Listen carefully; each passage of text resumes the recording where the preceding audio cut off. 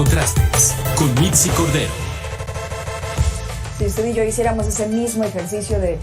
4 personas, mencionarlas que actualmente conozcamos y que tengan positivo COVID, seguramente podremos hacerlo, o que lo pasaron hace una semana, hace 2 semanas, es decir, recientemente, porque efectivamente ya alguien cercano, pues, o de nueva cuenta lo tiene o lo tiene por primera vez. Para platicar de estas y más temas, vamos a enlazarnos con el doctor Felipe González, a quien le agradecemos esos minutos con el auditorio de Mega Noticias. Él es el presidente de la Sociedad Mexicana en Salud Pública. Gracias, doctores, por esos minutos. A tus órdenes, Mitzi. Buenas tardes. Hace unos momentos, doctor, mencionábamos estas entidades que relajaron las medidas, que dieron a conocer que el uso de cubrebocas ya no era obligatorio. Lo mencionaba yo hace unos momentos. A nivel general en nuestro país nunca lo fue realmente, nunca hubo una restricción tan fuerte para el uso de cubrebocas que fuera mucho más consciente entre la población. ¿Fue acertada esta medida por parte de las entidades, por parte de las autoridades tanto federales como estatales, o estamos viviendo ahora las consecuencias? Mira, yo te diría que estamos justo en una quinta ola de lo que es la pandemia de COVID en México. Te señalaría que el primer estado que quiso ir adelante, y a lo mejor de manera hasta imprudente yo pudiera decirlo, por salir a decir que es la primera entidad libre de cubrebocas, etcétera, fue Nuevo León, ¿no? Con un gobierno entrante que no sopesó los datos, ni las características, ni la dimensión de la pandemia de manera muy clara, y que yo creo que lo tienen que reconocer, porque lo que hay que señalar hoy en día es que más que nunca hoy tenemos que aprender a modular nuestra conducta, y si vemos que hay una tendencia creciente, empezar a tener cuidado en términos de seguir usando el cubrebocas, de preferencia un KN95 o un N95, sobre todo privilegiar no estar en espacios cerrados que tengan mala o nula ventilación, que limitemos el tiempo que estamos en estos espacios cerrados, que nos protejamos, que mantengamos la sana distancia, que no relajemos las medidas en términos del uso de alcohol gel, en términos de los cuidados preventivos que debemos de tener, y sobre todo que si hay personas que aún no estén vacunadas, propiciar que se vacunen de manera clara. Hoy ya se está vacunando a menores de edad. Es importante que nuestros escolares y adolescentes entre 5 y 15 años de edad se vacunen, y que tengamos esta conducta de ante una enfermedad que llegó para quedarse, que sigue siendo una pandemia, que sigue habiendo afectación, que los últimos números en las últimas 10 semanas es una tendencia creciente en el caso de México, que afortunadamente gracias a que muchas personas se vacunaron, pues los efectos que se tienen es menos hospitalizaciones, menos gravedad, pero sí hay casos que se ponen graves, sí hay personas que están falleciendo por esto. Yo te señalaría que de enero a la fecha hay cercano a 150 menores de edad que han fallecido como consecuencia del coronavirus en México, y que eso nos debe de llevar a no bajar la guardia, y menos en este momento. Así es. Bueno, y además en cifras que hemos podido conocer a través del gobierno federal, pero todavía tenemos esta duda con esta cifra negra, con esta falta de información al respecto de todo lo que tiene que ver con el manejo de la pandemia por parte del gobierno federal. Ahora, doctor, a propósito de esta nueva etapa en el plan de vacunación, de esta estrategia de vacunar a partir de los 5 años, ¿podría llegar a disminuir estos contagios junto con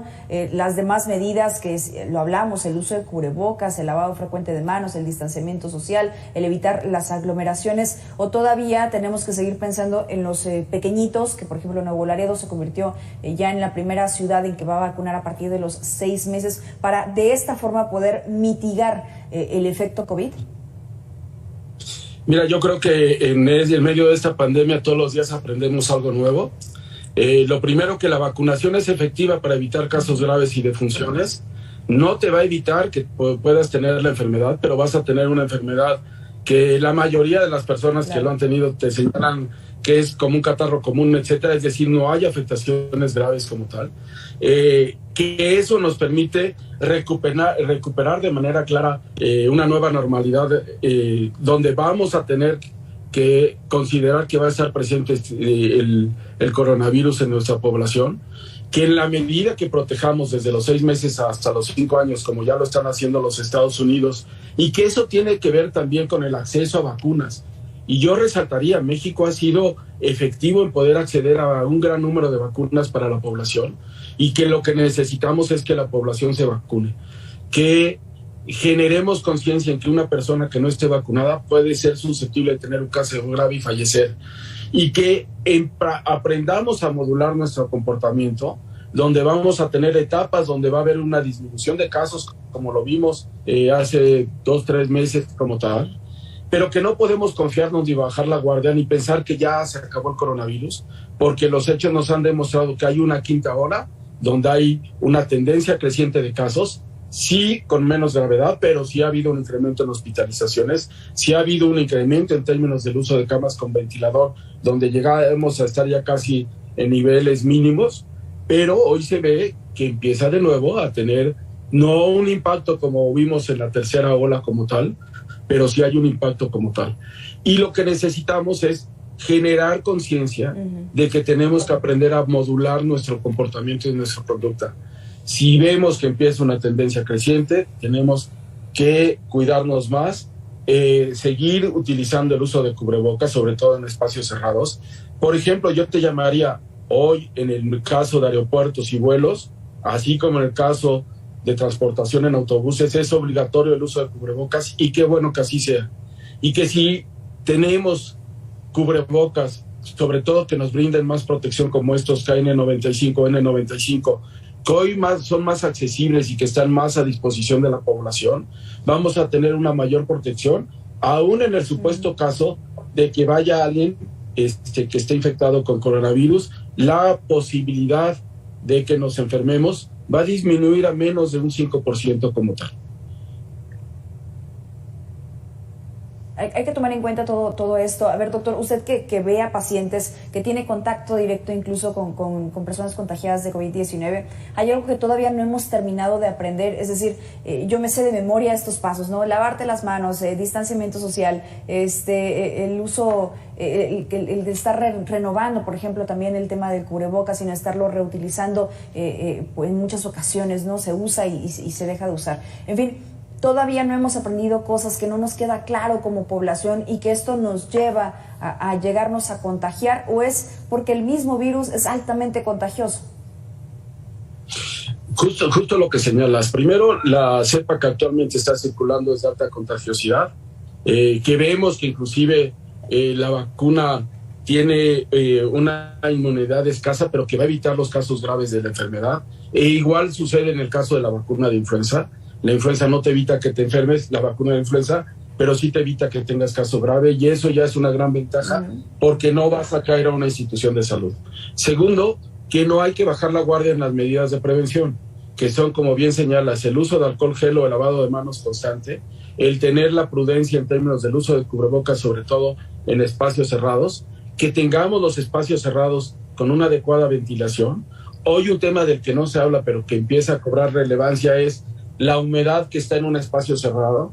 Se ha visto que si la humedad que está en un área cerrada es entre el 40 y 60%, el riesgo es menor que cuando está por debajo la humedad o cuando está por arriba la humedad. Las gotículas o las partículas se quedan suspendidas en el aire más fácil que cuando encontramos esta humedad entre 40 o 60%. Que existan recambios de ventilación como tal, y que aprendamos también a visualizar cómo después de estar en un espacio cerrado necesitamos volver a retomar nuestro cuidado, a lavarnos las manos, por ejemplo, si hacemos uso de un transporte público, con el uso de cubrebocas durante todo el tiempo, que aprendamos a tener una conducta, sobre todo en el transporte público, de prevención, que es: no hablo por teléfono, puedo textear, puedo chatear, pero no hablo por teléfono, porque en esa medida, si yo tengo la enfermedad, voy a poder contagiar a demás personas que están allí. Si tengo cualquier síntoma similar a los que se presentan en un cuadro gripal, dolor de cabeza, que tengo cansancio, que empiezo a sentir la garganta irritada, que empiezo a tener tos, independientemente de todo, me aíslo y me hago una prueba para ver si estoy positivo o no, y con base en eso voy siguiendo mi conducta a seguir, que es algo que también hemos visto en esta quinta ola. El número de pruebas que se están realizando por cada positivo pues no están siendo de manera adecuada. Tendríamos que estar teniendo por lo menos por cada caso positivo 4 pruebas, que sería el número de contactos directos que por lo menos esperaríamos en una persona, y sin embargo, pues esto a lo largo de toda la pandemia en nuestro país, solo hemos hecho alrededor de 2 pruebas por cada caso positivo, ¿no? Sí, sí, sí. Bueno, y nosotros que tenemos contacto también con la ciudadanía, que nos manda mensajes y que nos hace los reportes ciudadanos, pues nos hablan de largas filas que se están registrando, por ejemplo, en el Instituto Mexicano del Seguro Social para realizarse una prueba, porque precisamente esto, a ver, la población ya sabe que se empieza a tener síntomas que ya conoce, pues lo primero que hace es ir a realizarse una prueba, porque además así también en las áreas de trabajo lo están exigiendo. Entonces, hemos visto este incremento y las autoridades, yo escuchaba ayer al doctor Hugo López-Gatell, no sé si coincidía con él, doctor, ya nos lo dirá, que bueno, pues no debíamos de preocuparnos tanto, porque al final de cuentas ya estamos vacunados, ya hay ciertas medidas que hemos adoptado y que pues no podría, digamos, está controlada, así fue lo que mencionó con esas palabras, está controlada la enfermedad. ¿Es así? Mira, yo creo que mientras haya alguna probabilidad de que un familiar o tú mismo puedas tener un desenlace fatal como consecuencia de esta enfermedad, vale la pena seguirnos cuidando, ¿no? Ahora sí que hay que preguntarles a todas las familias o todas las familias que hemos perdido un ser querido como consecuencia de esta pandemia, si nos damos cuenta de la gravedad de lo que hemos estado enfrentando como mundo, ¿no? Esta pandemia llegó a que nos confináramos, llevó a que tomáramos medidas que nunca pensamos o imaginamos adoptar, y lo que menos tenemos que hacer en estos momentos es minimizarla, porque en cualquier momento también puede surgir una cepa que tenga una mayor capacidad virulenta, que tenga una mayor capacidad inclusive de birlar, o inclusive donde la vacuna tenga menos efectividad y podríamos estar ante una situación grave. Entonces aquí yo creo que todo esfuerzo que tengamos en pro de la prevención y en pro de que se vacune el resto de la población que aún no está vacunada, no está por demás hacerlo, ¿no? No creo que sea adecuado minimizar pues un problema que ya lleva más de 700,000 mexicanos que han fallecido en los últimos 2 años, ¿no?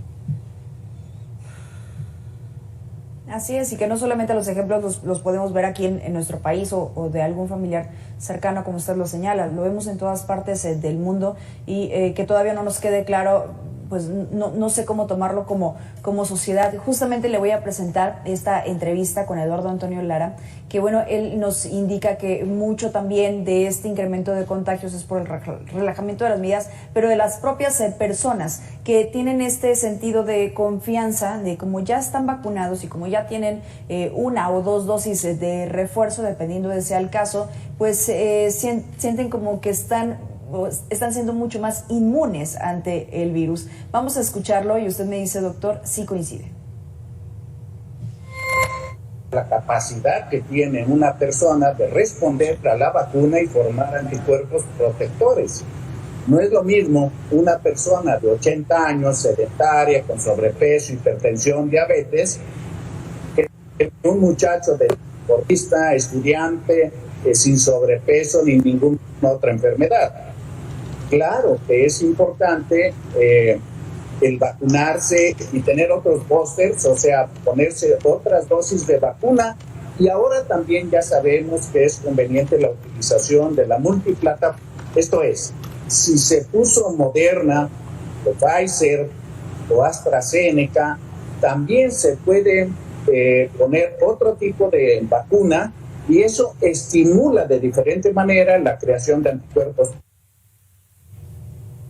Bueno, ya así conocimos a gente sana, jóvenes, atletas que perdieron la batalla contra COVID-19, es decir, no tienes nada asegurado. ¿Qué opina, doctor?